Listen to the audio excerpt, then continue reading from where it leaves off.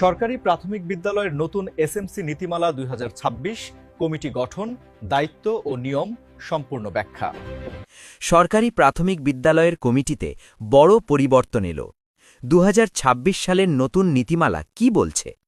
কারা থাকবেন কমিটিতে? কি কি দায়িত্ব থাকবে? সবকিছু সহজ ভাষায় জানতে ভিডিওটি শেষ পর্যন্ত দেখুন।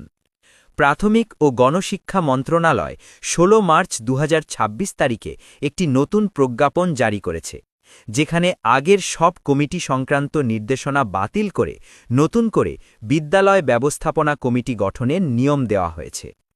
কমিটি গঠন। নতুন নিয়ম অনুযায়ী একটি বিদ্যালয় ব্যবস্থাপনা কমিটিতে মোট ১২ জন সদস্য থাকবে। এদের মধ্যে থাকবেন প্রধান শিক্ষক, সদস্য সচিব, অভিভাবক প্রতিনিধি পুরুষ ও মহিলা, সহকারী শিক্ষক প্রতিনিধি, নিকটবর্তী মাধ্যমিক বিদ্যালয়ের শিক্ষক, স্থানীয় জনপ্রতিনিধি, অবসরপ্রাপ্ত শিক্ষক বা সরকারি কর্মকর্তা। এদের মধ্যে থেকে একজন সভাপতি এবং একজন সহ-সভাপতি নির্বাচিত হবেন। নির্বাচন পদ্ধতি। নতুন নিয়ম অনুযায়ী অভিভাবক সদস্যরা নির্বাচনের মাধ্যমে নির্বাচিত হবেন। সভাপতির জন্য ন্যূনতম শিক্ষাগত যোগ্যতা হল স্নাতক ডিগ্রি।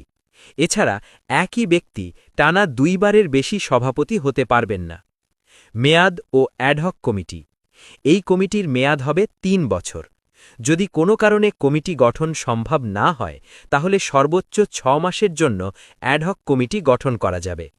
দায়িত্ব ও কর্তব্য।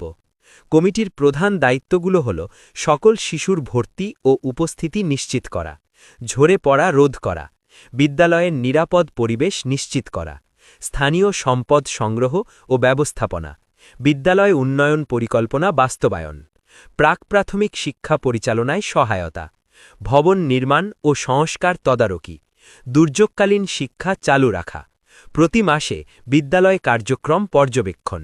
এছাড়া ক্রীড়া, সাংস্কৃতিক অনুষ্ঠান এবং জাতীয় দিবস উদযাপনেও কমিটি গুরুত্বপূর্ণ ভূমিকা পালন করবে।